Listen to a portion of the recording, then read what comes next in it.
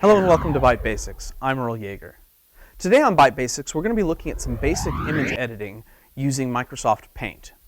Microsoft Paint is a program that comes with your Windows PC. It has come with your Windows PC since even the first iterations of Windows. It's a really simple image editing, image creation tool, and I'm going to use it today to show you how you can manipulate some of your existing images in several different ways to make either smaller images or composite images or a variety of different things that we may want to look at. So one of the things we're going to need to first do is find Microsoft Paint.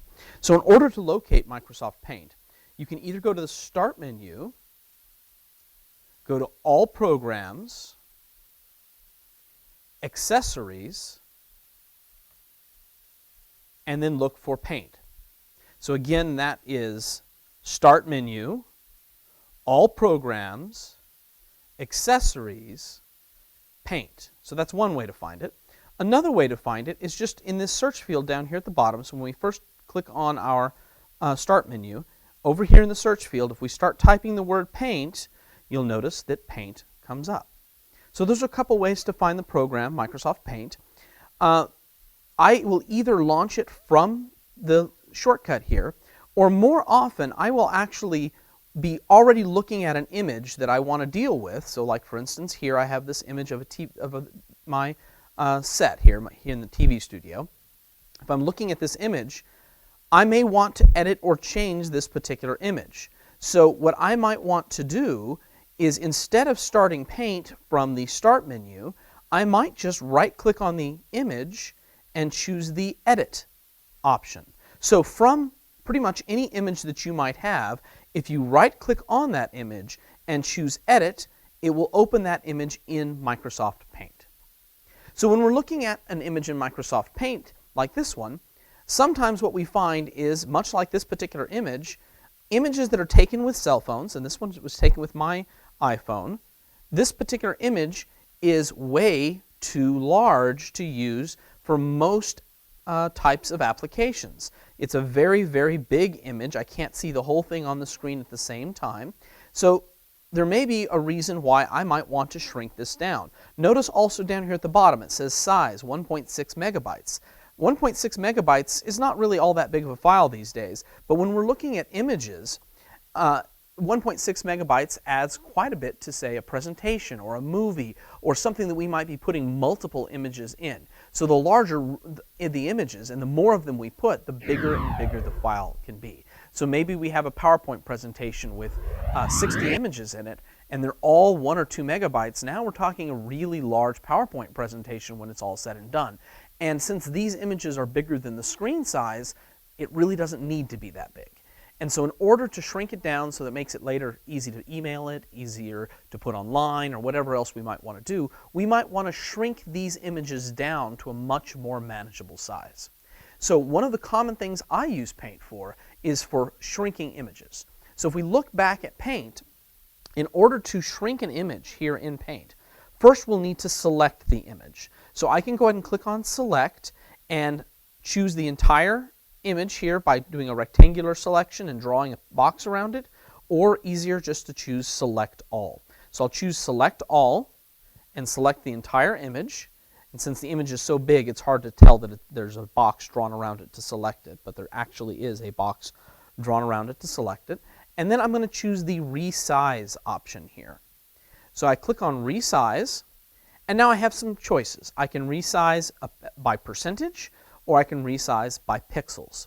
Now, if I know that a particular program wants an image as a certain size, often what they'll give us is an image in pixels. So some programs will say you need an image no bigger than 200 pixels by 200 pixels or something of that nature. If you know that a program is asking for that, in that case you could switch to pixels and actually resize using the pixel numbers. However, I'm going to use percentile because that makes a little more sense when we're looking at these. So this image is really big, and currently it's 100% size. So I can go ahead and start changing these. Now if I want it to be 50% of its current size, I would just type in 50, and notice both horizontal and vertical change at the same time because it's maintaining the aspect ratio. It doesn't want to squish or stretch your image. It's going to keep it looking the same, only smaller. Now, from prior experience, I know that 50% will still be too large, but we'll go ahead and do that first so you can see what that's going to do. So we're going to do 50% in both directions, and so now I still have an image larger than the screen, but it is smaller than it was before. So it's still a little too big, so I'm going to do it one more time. And you can do this as many times as you need. It's going to work off the current size, not the prior size. So current size is 100%. What do we want to make it? What percentage do we want to make the image from what it is currently? So I might go another 50%. So if I do another 50% each, now I have an image that's fairly large, but able to be used much more easily. Now, right now, it's saying size 1.6 megabytes. That's because I have not resaved it. Once I resave it, you'll notice that that will shrink down. So before I go ahead and shrink this image down, what I'm going to do is I'm going to crop. You'll notice as we scroll along here, I've got a lot of extra white space all the way around my picture. So since my picture itself is selected here, I don't want all that extra white space. So in order to get rid of it, there's a button up here called Crop. When I click on Crop, it will get rid of any of that extra white space. And this is now gray. I don't have extra image space there at all. Now if I was to save this image at this point, so I'll say Save As, and I'm going to rename it Studio Small so that we can see a comparison between the two. I'm going to save that, and now it's 154.6 kilobytes instead of megabytes. So there are 1,024 megabytes in a kilobyte, so this is considerably smaller, about a tenth of the size of the original as far as file size. So that makes quite a bit of difference when we're talking about putting several of these into a presentation. So when you're putting lots of these in a presentation, shrinking them down first can make a very big difference. So you may want to consider, especially when you're working with lots of images, shrinking them to a much more manageable size. So that's one of the most common uses I use Paint for.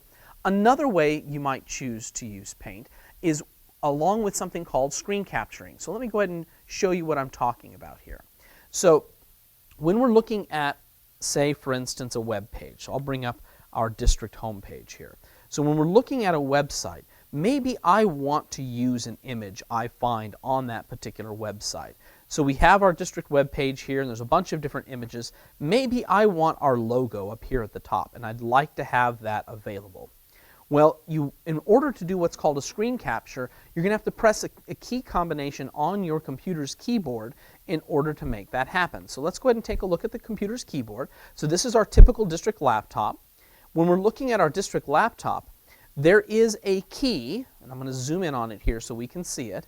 I'm going to zoom in here, and I'm going to move over here so we can see the key I'm talking about. Upper right-hand corner up here, and I'll show you a picture that will make that a little bit easier to see. But there's a key that has the word Insert, and then it has an abbreviated version of Print Screen here, PRT space SC.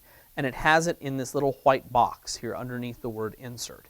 This is our print screen key. So let me zoom back out. That's over on this part of the keyboard over here, and let me make that a little more clear with my arrow here. So I have this print screen key here, but that little word print screen was in the white box underneath Insert. So if I just click the key, I'm only going to get Insert. I'm not going to get print screen. So if I also press the function key over on this side of the keyboard, and the function key is just the letters FN, and it has that little white box around the FN as well. So it's right next to the Windows key, FN, that's the function key. If you press those two in combination, function and print screen at the same time, it will do something called a screen capture. Now, that screen capture is not an audible, it doesn't have an audible sound, it doesn't make a file or anything like that. What it does is it takes everything that you see on screen and it captures it to your computer's clipboard so that you can paste it later. So if I want to do a print screen to capture what's on my computer screen, I will press that function and print screen together. So once I've done that, again, there's no visual cue that you've done anything. or auditory cue that you've done anything. It just does it in the background. But once I've done that and I go back to my Paint program, so let me go ahead and launch Paint again. And I'm just going to use the search option to launch Paint. In Paint, I can then paste and get my computer's screen that I just captured. So I've got the entire screen that I've captured there. It has everything that I had on my computer screen at the time I pressed that key combination. Now, if all I want is the EPISD logo, and I didn't really want all of this, I can then use my selection tool and draw a box around what I did want, and then choose the crop option again, and that will just give me my EPISD logo. At this point, I could save this image and make it into a graphics file that would have the EPISD logo, and I can name it however I want. Now, let me go ahead and undo this again here real quick. My selection tool, I can actually do the rectangular selection, or I also have a freeform selection. So if I wanted to grab just a small thing in the screen, like if I wanted to draw a circle around this 2014, I could draw a circle around it. And I'm not being very precise right now, but you can see what I'm going to do here. I'm going to draw that little circle around it. I will crop, and I will be left with just that 2014. So you can utilize that technique to grab any part of any image you might find on your computer screen. So anything you bring up on your screen, you could then do a screen capture of, function, print screen, and then grab that image, paste it into Paint, and then crop out just the portion you want. So again, as an example, I'll grab our logo, draw a selection box around it, and crop, and I'm left with just the EPISD logo. And I could then do File, Save As, name it Logo, and now I'm left with just the EPISD logo as a file.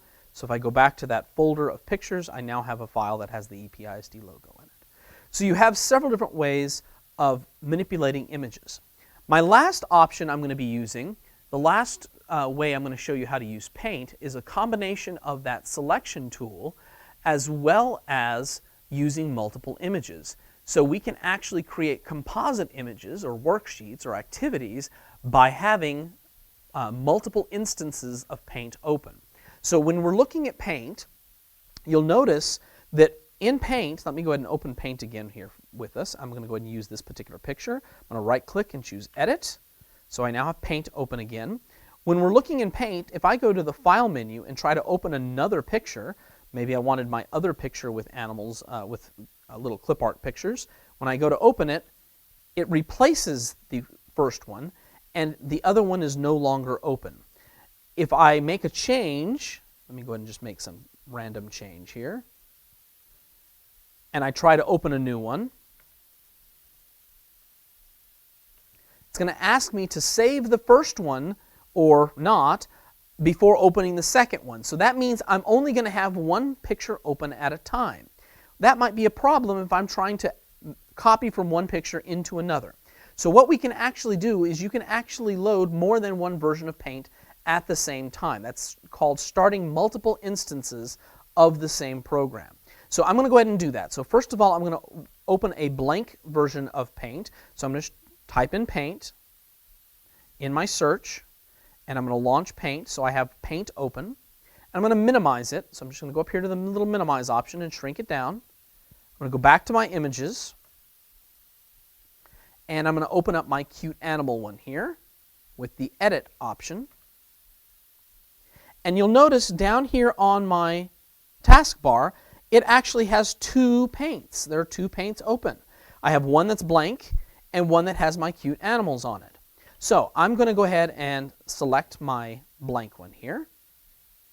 Now, in a previous episode, I talked a little bit about some of the options and window choices you have here. I'm going to go ahead and grab this window here at the very top. So right on this blue bar at the very top, I'm going to grab it.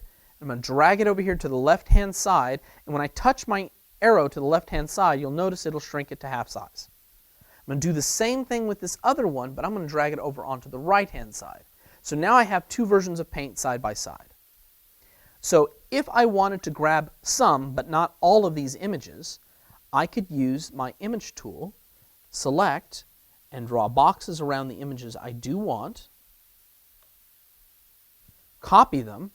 I can either right-click and choose copy, or I can use the Control-C option.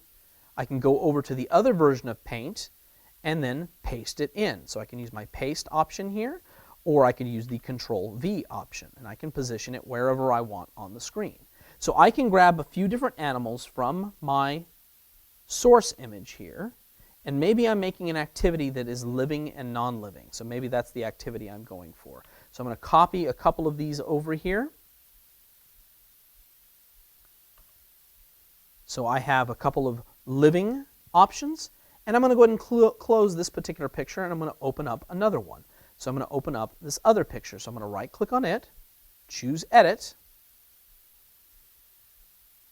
So we're going to have these side by side again. I'm going to drag it over here and touch it to the side. So we have our two versions of Paint again. And now I'm going to grab a couple of images from this particular picture. So I'm going to go in here and grab, with my selection tool, draw a box around some of these.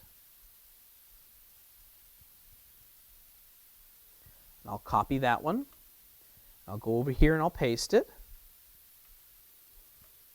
And you can see how, utilizing multiple images, I can actually go in here and create a new composite image made up from those other images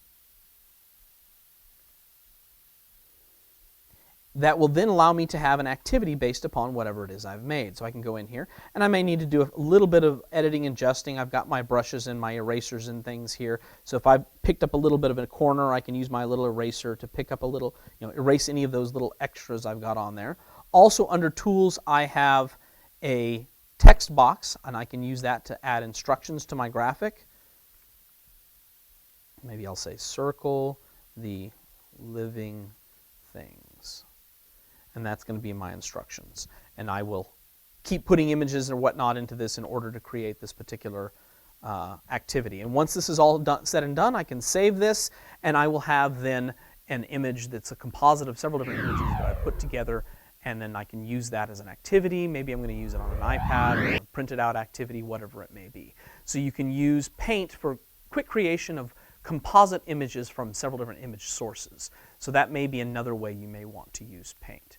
So I've gone over a few different options for what you can do as basic ways of doing image editing with Microsoft Paint. Hopefully those are good tips that will help you out later. Thank you for joining us today on Byte Basics.